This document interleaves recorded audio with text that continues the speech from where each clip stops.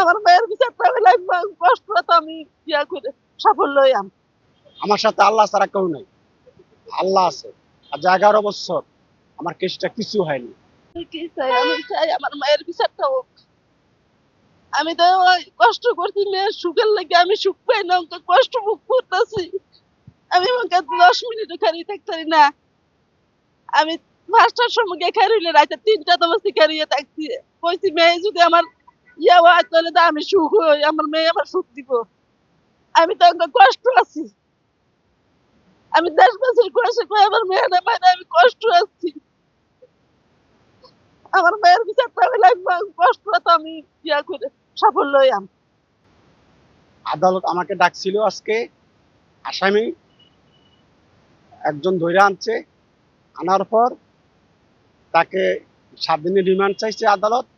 আর আদালত 7 দিন, PPI PPI 7 দিন রিমান্ড চাইছে, আদালত তাকে 3 দিন রিমান্ড দিচ্ছে। আমরা চাই সুষ্ঠু বিচার হোক, আমার পরিবার চায় সুষ্ঠু বিচার হোক। আমি আশাবাদী যে বিচার হবে, এটা আমার বিশ্বাস। মাননীয় প্রধানমন্ত্রীর কাছে ওকুল আবেদন, আমার বিচারটা যে সঠিকভাবে তদন্ত করে এবং দেখে।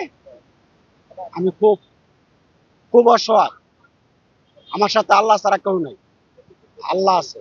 আর যে 11 বছর আমার কেসটা কিছু হয়নি।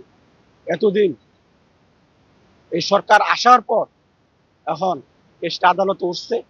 আমার বিশ্বাস এই কেসটা তার ফাঁসি হবে, কেসটা ফাঁসি হবে তাদের।